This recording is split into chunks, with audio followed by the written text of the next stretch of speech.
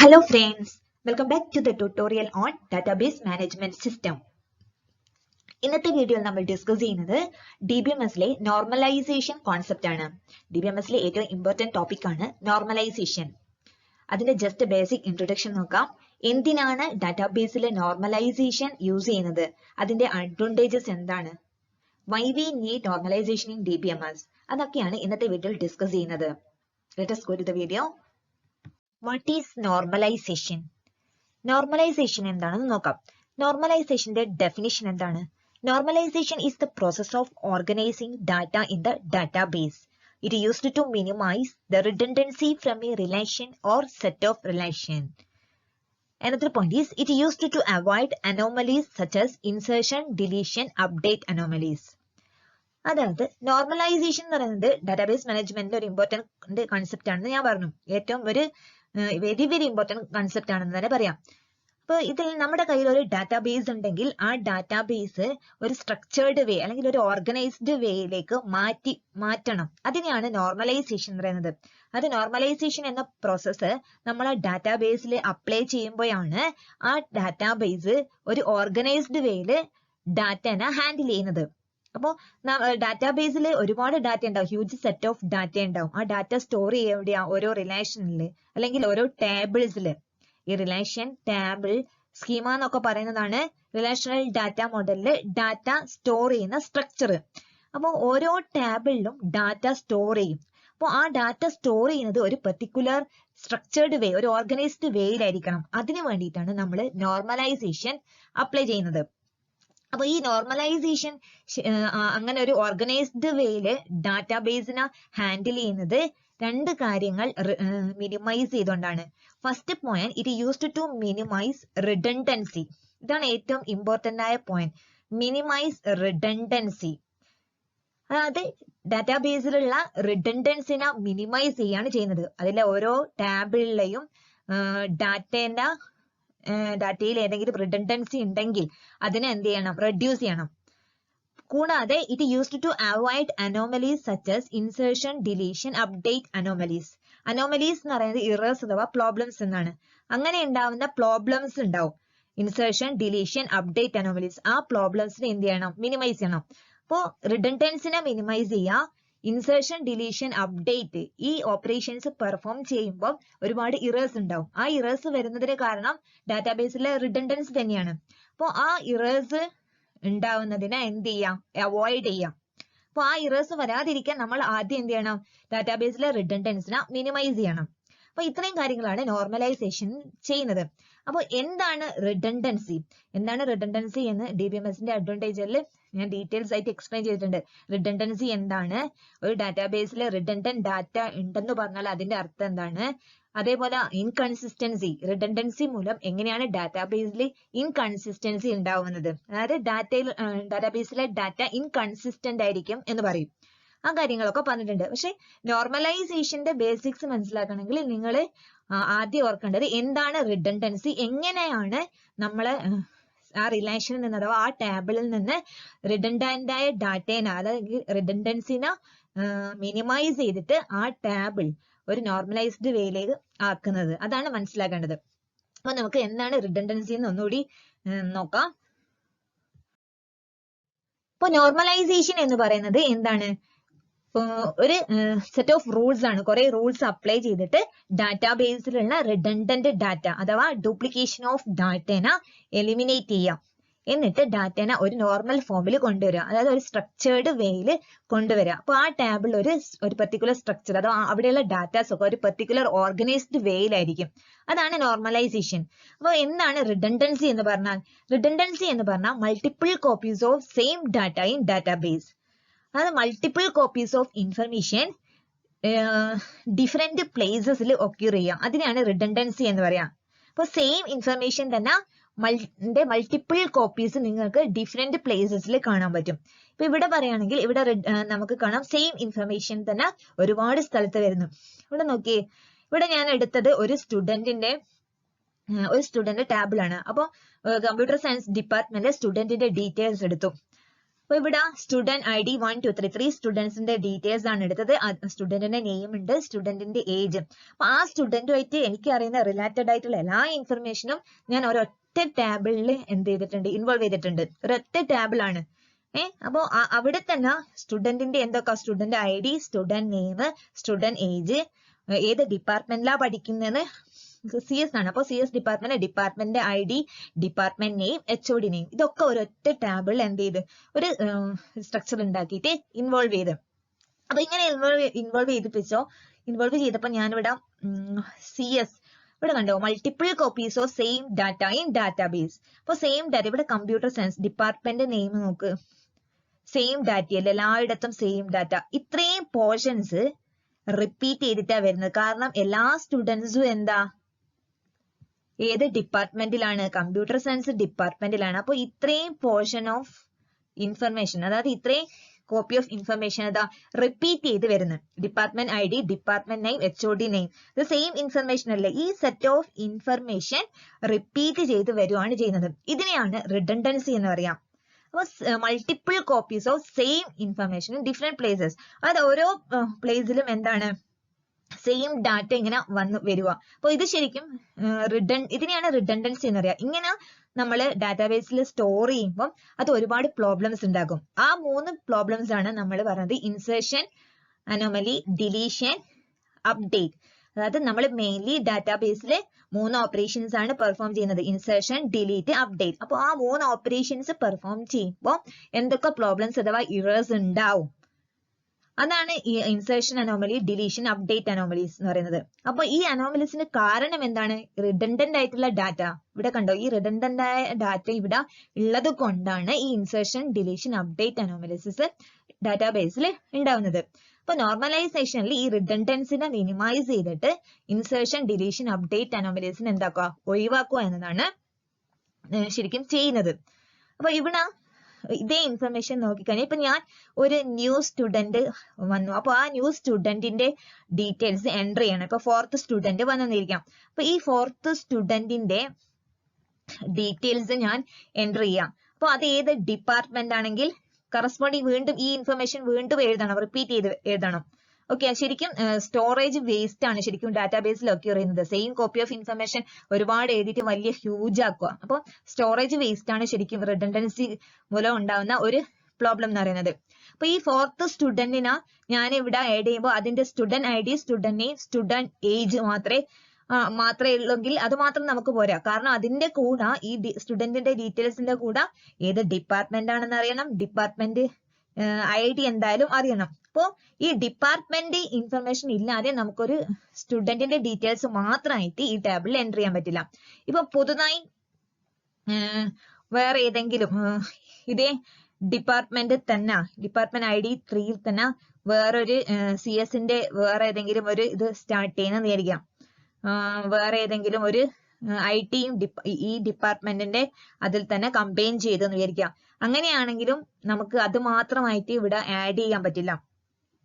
അതായത് ഒരു set of insertion anomaly എന്ന് പറഞ്ഞു കഴിഞ്ഞാൽ ഒരു പെർട്ടിക്കുലർ ഡീറ്റെയിൽസ് ഇൻസേർട്ട് ചെയ്യണമെങ്കിൽ അത് വേറൊന്നിനെ ഡിപ്പെൻഡ് ചെയ്തിട്ടായിരിക്കും. ഇപ്പൊ എനിക്ക് 4th സ്റ്റുഡന്റിന്റെ ഡീറ്റെയിൽസ് മാത്രം, ID, student name, student age, അതായത് ഇത് രണ്ടും സെപ്പറേറ്റ് ആയിട്ടുള്ള ഇൻഫർമേഷനാണ്. എല്ലാം കൂടി നമ്മൾ ഒരുമിച്ച് ചെയ്തേ ഉള്ളൂ.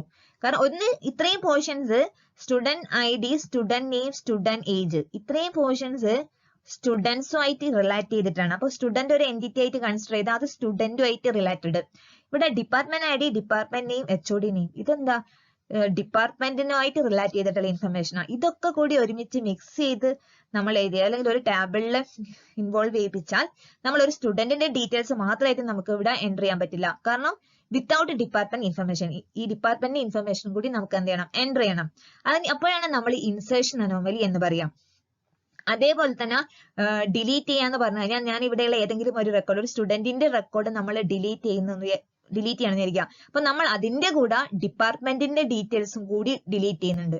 അതിന്റെ ആവശ്യം ഇല്ലല്ലോ. ഇവിടെ ഇപ്പൊ department ID, department name, HOD അത് വേറൊരു സെക്ഷൻ ആണ്. പക്ഷെ ഒരു സ്റ്റുഡന്റിന്റെ ഡീറ്റെയിൽസ് മാത്രം എനിക്ക് ഡിലീറ്റ് ചെയ്യണം. അപ്പൊ അഞ്ജുന്റെ ഒരു ഡീറ്റെയിൽസ്, ഏജ്, അത് മാത്രം ഡിലീറ്റ് ചെയ്യണമെങ്കിൽ അതുമായി റിലേറ്റ് ചെയ്തിട്ടുള്ള ഈ മൊത്തം റോയും എന്താ ഡിലീറ്റ് ആവും. അപ്പോഴാണ് ഡിലീഷൻ അനോമലി ഉണ്ടാവുന്നത്. നമുക്ക് ഡിലീറ്റ് ചെയ്യാനുള്ള ഈ കോംപ്ലിക്കേഷൻ വരുന്ന. അതുപോലെ അപ്ഡേറ്റ്, ഇപ്പം HODന്റെ നെയിം നീലിമ എന്തായത് ട്രാൻസ്ഫർ ആയി പോയി എന്ന് വെക്കാം. അപ്പൊ പുതിയൊരു HOD വന്നു. അങ്ങനെയാകുമ്പോൾ ഞാൻ ഇവിടെ എല്ലാ HOD നെയിമിന്റെ എല്ലാ കോളത്തിലും എന്ത് ചെയ്യണം, അപ്ഡേറ്റ് ചെയ്യണം. ഇനിയിപ്പോ ഏതെങ്കിലും ഒരു കോളത്തിൽ മാത്രം വേറെ നീലിമ വേറൊരു HOD നെയിം വരുമ്പോൾ എന്താ അപ്ഡേറ്റ് അനോമലീസ് വരും. കാരണം ഇത് എന്ന് പറയുന്നത് ഡിഫിക്കൽട്ട് പ്രോസസ്സാണ്. ഒരിടത്ത് മാത്രം നമുക്ക് ആ നെയിം മാറ്റുന്നതിന് പകരം എല്ലായിടത്തും ഈ പ്ലേസ് വരുന്നത് HOD നെയിം എവിടെയൊക്കെ വരുന്നോ അവിടെയൊക്കെ എന്ത് ചെയ്യണം, മാറ്റി കൊടുക്കണം. അങ്ങനെ ഒരു കേസ് വരും.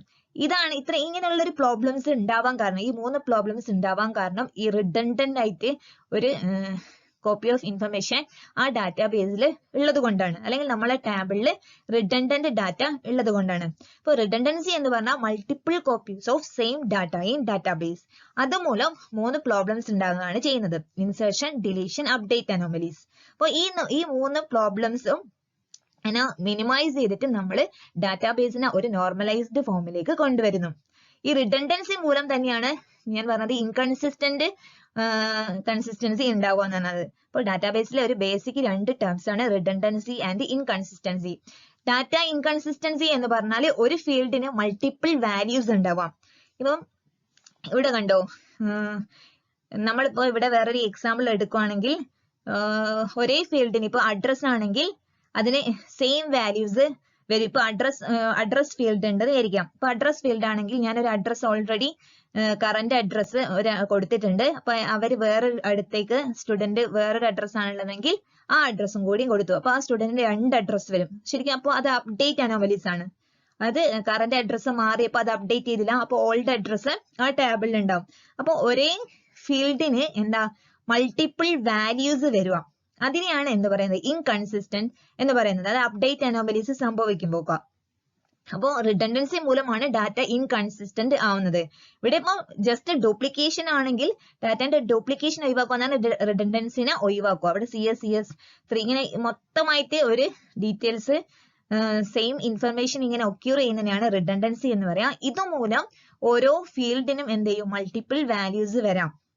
ഇപ്പൊ അഡ്രസ് ഫീൽഡിന്റെ കേസ് ആണെങ്കിൽ അപ്ഡേറ്റ് ചെയ്യുന്ന സമയത്തൊക്കെ ഒരു ഫീൽഡിന് തന്നെ എന്താ മൾട്ടിപ്പിൾ വാല്യൂസ് വരിക.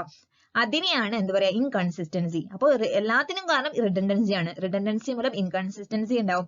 റിഡണ്ടൻസി മൂലം തന്നെ insertion, deletion, update operation perform ചെയ്യുമ്പോൾ അനോമലീസ് ഈ പ്രോബ്ലംസും കൂടി ഒക്യൂർ ചെയ്യും.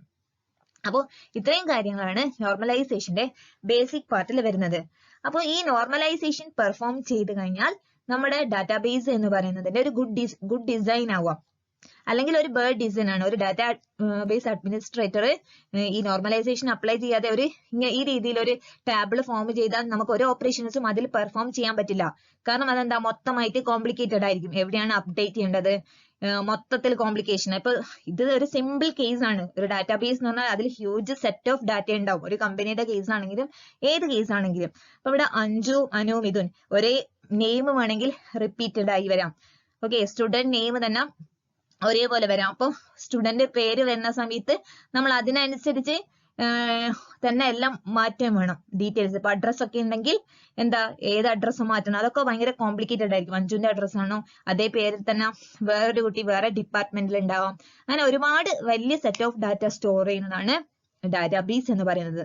അപ്പോൾ ഈ നോർമലൈസേഷൻ ഇതിൽ പെർഫോം ചെയ്താൽ മാത്രമേ നമുക്ക് ഒരു ഗുഡ് റിലേഷണൽ സ്കീം അഥവാ ഒരു ഡാറ്റാബേസ് നമുക്ക് ഉണ്ടാക്കിയെടുക്കാൻ പറ്റും. അപ്പൊ ഇതിനെ എങ്ങനെയാണ് നമുക്ക് സ്പ്ലിറ്റ് ചെയ്തെടുക്കാം? അപ്പൊ നോർമലൈസേഷൻ സിമ്പിൾ ആയിട്ട് പെർഫോം ചെയ്യാന്ന് പറഞ്ഞാൽ നമുക്ക് ഈ ടേബിളിനെ 2 ആയിട്ട് ഡിവൈഡ് ചെയ്യാം. നെക്സ്റ്റ് എക്സാമ്പിൾ നോക്കാം. ഈ ടേബിളിൽ ഇപ്പൊ student ID, student name, student age എന്ന് പറയുന്നത് ഒരു സെറ്റ് ഓഫ് ഇൻഫർമേഷൻ ആണ്. വേറൊരു സെറ്റ് ഓഫ് ഇൻഫർമേഷൻ ആണ് department ID, department name, HOD name. Okay, നമ്മളിപ്പോ ഒരു പാരഗ്രാഫ് എഴുതുവാണെങ്കിൽ ഒരു ഓതർ കുറച്ച് പാരഗ്രാഫ് എഴുതുവാണെങ്കിൽ ഒരു പാരഗ്രാഫ് ഒരു ഐഡിയനെ പറ്റിയായിരിക്കും, നെക്സ്റ്റ് പാരഗ്രാഫ് വേറൊരു ഐഡിയ പറ്റിയായിരിക്കും. അപ്പൊ ഐഡിയ മാറുമ്പോൾ നമ്മൾ അടുത്ത പാരഗ്രാഫിൽ എഴുതും.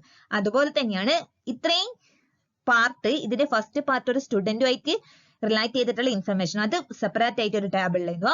ഡിപ്പാർട്ട്മെന്റുമായിട്ട് റിലേറ്റ് ചെയ്തിട്ടുള്ള ഇൻഫർമേഷൻ വേറൊന്നിൽ എഴുതുക. എന്നിട്ട് അതിനെ രണ്ടിനെയും കണക്ട് ചെയ്യാൻ, അത് തമ്മിലുള്ള ഒരു റിലേഷൻഷിപ്പ്, ഒരു ലിങ്ക് ചെയ്ത് വെക്കുക. അങ്ങനെയാണ് നമ്മൾ എന്ത് ചെയ്യുന്നത്, നോർമലൈസേഷൻ പെർഫോം ചെയ്യുന്നത്. അപ്പോൾ കുറച്ചുകൂടി എന്താവും, ഡാറ്റ ഡ്യൂപ്ലിക്കേഷൻസ് വരുന്നത് ഒഴിവാക്കാൻ പറ്റും. Next slide. ഇവിടെ പ്രീവിയസിലുള്ള ആ വലിയ ടേബിളിനെ ഡീകമ്പോസ് ചെയ്തിട്ട് രണ്ടായിട്ട് ഡീകമ്പോസ് ചെയ്തു. അപ്പൊ ഇവിടെ student I D, student name, student age, department I D, സ്റ്റുഡന്റുമായിട്ട് റിലേറ്റ് ചെയ്തിട്ടുള്ള ഇൻഫർമേഷൻസ് ഒക്കെ ഒരു ടേബിളിൽ എഴുതി. പക്ഷെ അതിന്റെ കൂടെ ഡിപ്പാർട്ട്മെന്റ് ഐ ഡി എഴുതിയിട്ടുണ്ട്. ഡിപ്പാർട്ട്മെന്റ് ഐ ഡി എന്ന് പറയുന്നത് ഏതാ? ഈ ഡിപ്പാർട്ട്മെന്റ് ടേബിളിന്റെ പ്രൈമറി കീ ആണ്. അപ്പൊ ഡിപ്പാർട്ട്മെന്റിനെ കുറിച്ചിട്ടുള്ളത് വേറെ തന്നെ ഒരു ടേബിളിൽ എഴുതി. Department I D, department name, HOD name. അപ്പോ HOD ഒക്കെ ട്രാൻസ്ഫർ ആയി പോയിട്ടുണ്ടെങ്കിൽ നമുക്ക് ഒരൊറ്റ എൻറ്റിറ്റി, ഒരൊറ്റ സെല്ലിൽ മാത്രമേ എന്ത് ചെയ്യണ്ടൂ, അത് എഴുതണ്ടൂ, നീലിമ മറ്റേ അപ്ഡേറ്റ് ചെയ്യണ്ടൂ. മറ്റേതിൽ എന്താ, ഓരോന്നിലും നമുക്ക് റിപ്പീറ്റ് ചെയ്തിട്ട് അപ്ഡേറ്റ് ചെയ്യണം. അപ്പോ ഈ 3 എന്ന് പറയുന്ന ഈ ഡിപ്പാർട്ട്മെന്റ് ഐ ഡി എന്ത് ചെയ്തു, ഇവിടെ ആഡ് ചെയ്തിട്ട് ജസ്റ്റ് കണക്ട് ചെയ്തു. അപ്പൊ ഒരു കോമൺ ആട്രിബ്യൂട്ട് അഥവാ ഒരു കോമൺ ഫീൽഡ് കണ്ടുപിടിച്ചിട്ട് രണ്ട് ടാബിളായിട്ട് എന്ത് ചെയ്യാം, ഡിവൈഡ് ചെയ്തു. അപ്പൊ നോർമലൈസേഷൻ ഇത് മാത്രമല്ല പലതരത്തിലും നമുക്ക് ചെയ്യാം. അപ്പൊ ഒരു സിമ്പിൾ ആയിട്ട് റിഡൻഡൻസിനെ റിമൂവ് ചെയ്യാന്ന് പറയുന്നത് നമ്മൾ എന്ത് ചെയ്തു, ഒരു കോമൺ ഫീൽഡിനെ ഐഡന്റിഫൈ ചെയ്തിട്ട് ആ ഫീൽഡ് വെച്ചിട്ട് കണക്ട് ചെയ്തു രണ്ട് ടാബിൾസിനാ. എന്നിട്ട് ഡാറ്റ ഡ്യൂപ്ലിക്കേഷൻ ഓഫ് ഡാറ്റനെ എന്ത് ചെയ്തു, എലിമിനേറ്റ് ചെയ്തു. ഇപ്പൊ ഇവിടെ ജസ്റ്റ് എന്താ, എത്രയോ മെത്തേഡ് ഓരോ സ്റ്റുഡന്റ് വരുന്ന സമയത്ത് ഒരുപാട് ഇൻഫർമേഷൻ എന്ത് ചെയ്തു, റിപ്പീറ്റ് ആയിട്ട് എഴുതിക്കൊണ്ടിരിക്കണം.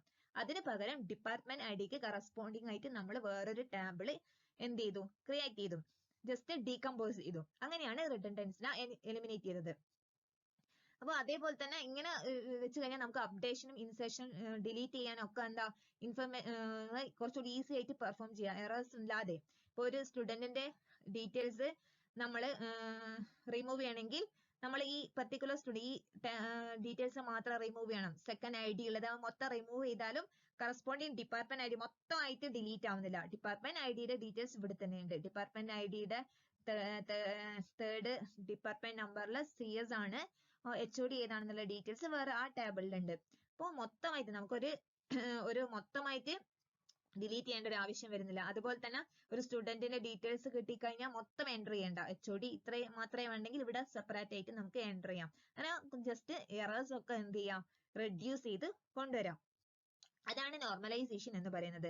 ഈ നോർമലൈസേഷൻ തന്നെ 1NF, 2NF, 3NF, BCNF different types ഉണ്ട്. അപ്പൊ ഓരോ ടാബിളും നമുക്ക് ആ നോർമലൈസേഷനിലേക്ക് കൊണ്ടുവരണം. അപ്പൊ അതിന്റെ ഇത് ഇൻട്രൊഡക്ഷൻ മാത്രമാണ്. നോർമലൈസേഷൻ എന്ന് പറയുന്ന ഒരു വലിയ ടോപ്പിക്കാണ്. ഈ 1NF, 2NF, 3NF എങ്ങനെയാണ് ഒരു ഡാറ്റാബേസിന്റെ ഡിസൈന് ഗുഡ് ആക്കി മാറ്റുക. ഈ നോർമലൈസേഷൻ അപ്ലൈ ചെയ്തിട്ട് നമ്മൾ മാക്സിമം എന്താ, ആ ഹ്യൂജ് സെറ്റ് ഓഫ് ഡാറ്റയിലുള്ള റിഡൻഡൻസിനെ എലിമിനേറ്റ് ചെയ്യാം. ഒരു എന്തെങ്കിലും പുതുതായി ഡാറ്റാസ് എൻ്റർ ചെയ്യുമ്പോൾ എറർ കുറച്ച് വരിക, അതാണ് ഡാറ്റാബേസ് അഡ്മിനിസ്ട്രേറ്ററിന്റെ ചെയ്യുന്ന ഓപ്പറേഷൻസ് ഒക്കെ. അപ്പൊ ആ രീതിയിൽ ഒരു ഗുഡ് ഡാറ്റാബേസ് ഡിസൈൻ ചെയ്യുക, ഒരു സെറ്റ് ഓഫ് റൂൾസ് വെച്ചിട്ട് ഒരു ഡാറ്റാബേസിന്റെ ഡിസൈൻ ഏറ്റവും ഗുഡ് ആക്കുക എന്നതാണ് നോർമലൈസേഷനിലൂടെ നമ്മൾ പെർഫോം ചെയ്യുന്നത്. ഓക്കെ, നെക്സ്റ്റ് വീഡിയോയിൽ നമുക്ക് നോർമലൈസേഷന്റെ വേറൊരു എക്സാമ്പിൾ നോക്കാം. അതിൽ തന്നെ ഈ പ്രൈമറി കീ, ഫോറിൻ കീ കോൺസെപ്റ്റും കൂടി മനസ്സിലാക്കിയാൽ, അത് സെപ്പറേറ്റ് ഒരു വീഡിയോയിൽ ഞാൻ എക്സ്പ്ലെയിൻ ചെയ്തിട്ടുണ്ട്. അത് വെച്ചിട്ട് ഓരോ ഫോമിലേക്ക് എങ്ങനെയാ കൊണ്ടുവരുന്നത്, 1NF, 2NF, 3NF ആ പാർട്ടൊക്കെ എന്താണെന്ന് എക്സ്പ്ലെയിൻ ചെയ്യാം. Okay, thank you for watching.